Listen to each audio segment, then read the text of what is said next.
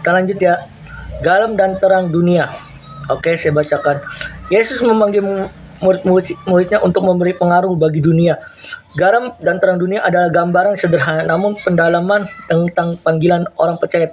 Tanpa garam mereka makanan hambar, tanpa terang dunia akan menjadi gelap. Tanpa orang percaya dunia kehilangan arah, rasa dan arah. Nah, kita sebagai anak-anak terang pasti menjadi garam dan terang dunia. Betul?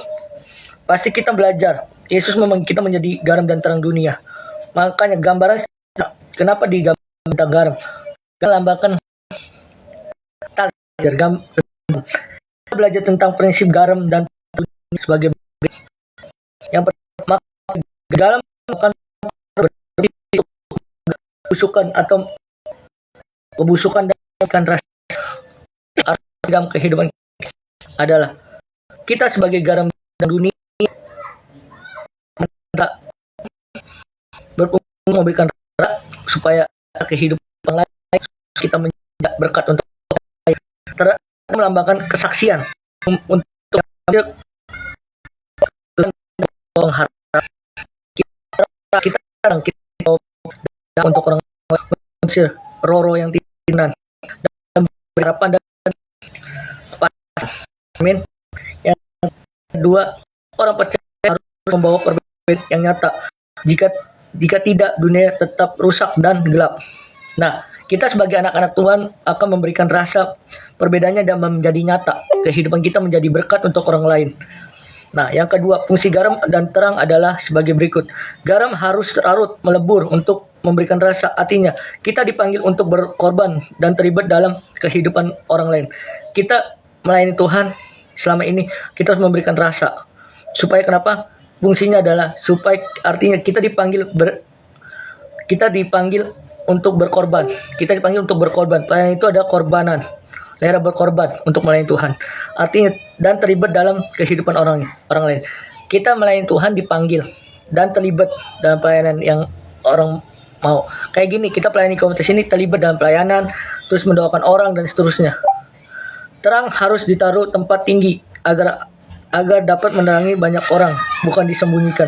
Seringkali kita menyembunyikan talenta kita. Ketika kita menjadi garam dan terang dunia, terang itu kita harus nyatakan, fungsikan untuk pelayanan. Amin. Shalom Kak. Aminat, nggak tahu aku ngomong apa kau. Tadi nggak ada suara. Nih, temanya hari ini Kak Lin, garam dan terang dunia. Nah, itu gini teman-teman. Hidup kita berfungsi untuk menjadi teladan. Keteladanan yang tidak disembunyikan, melainkan yang bisa dilihat orang lain. Filipi 2 ayat 5. Jadi kita sebagai pelayan Tuhan harus berfungsi. Fungsinya apa? Teladan. Jangan disembunyikan. Kalau kita pelayanan disembunyikan, itu dia, kita tidak akan bertumbuh. Tapi kita nyatakan.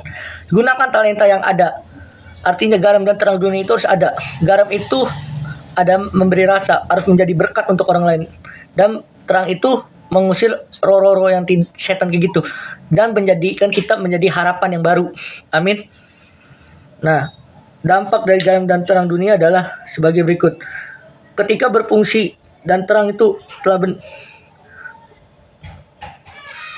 ketika dampaknya menjadi garam dan terang itu udah berfungsi, fungsinya adalah terjadi mujizat kesembuhan. Amin. Jadi berkat untuk orang lain. Contohnya, pengaruh positif kita membukakan hati orang untuk mengenal Kristus, bukan berdebat.